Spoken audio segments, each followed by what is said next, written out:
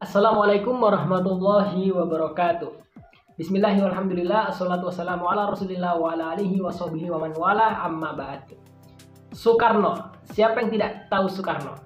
Dalam buku Muktamar Ulama se-Indonesia di Palembang tanggal 8 sampai 11 September 1957 yang disusun oleh Haji Husin Abdul Mu'in, yakni selaku panitia Kongres Alim Ulama, dijelaskan bahwasannya Soekarno adalah salah satu tokoh bangsa yang memiliki peran besar untuk membesarkan PKI.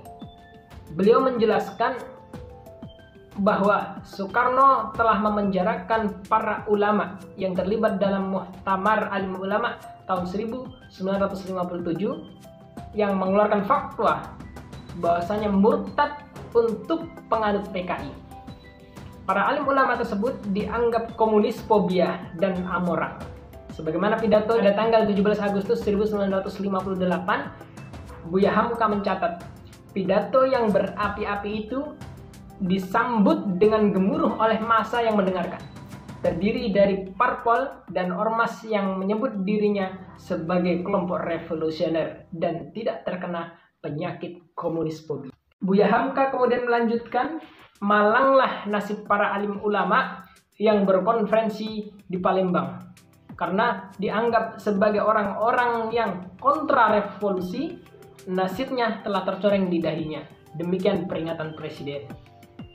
Dalam Muktamar Ulama se-Indonesia pada tanggal 8 sampai 11 September tersebut, yang pada tahun 1957, terjadilah hasil, yakni sekitar ada 6. Dalam kesepakatan Muktamar Ulama se-Indonesia tersebut yang diadakan pada tanggal 8 sampai 11 September 1957 di Palembang menghasilkan 6 kesepakatan. Ideologi atau ajaran komunisme adalah kufur hukumnya dan haram bagi umat Islam untuk menganutnya. Yang kedua, bagi orang yang menganut ideologi atau ajaran komunisme dengan keyakinan dan kesadaran, maka telah kafirlah dia dan tidak sah untuk menikah dan menikahkan orang Islam. Tidak saling mewarisi dan haram hukumnya jenazahnya diselenggarakan secara Islam.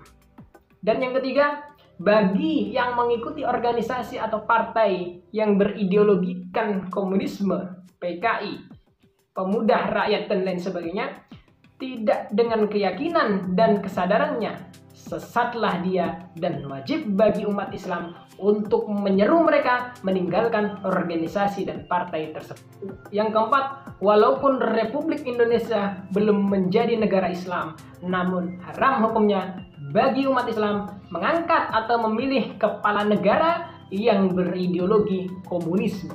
Yang kelima, memperingatkan kepada pemerintah RI agar bersikap waspada terhadap gerakan anti-subversif asing yang membantu perjuangan kaum komunis maupun ateis Indonesia.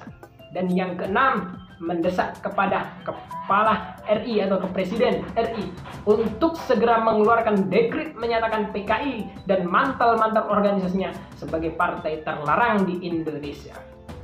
Begitulah kemudian para ulama menyikapi terkait dengan adanya ideologi komunis yang bercokol di Indonesia pada hari itu.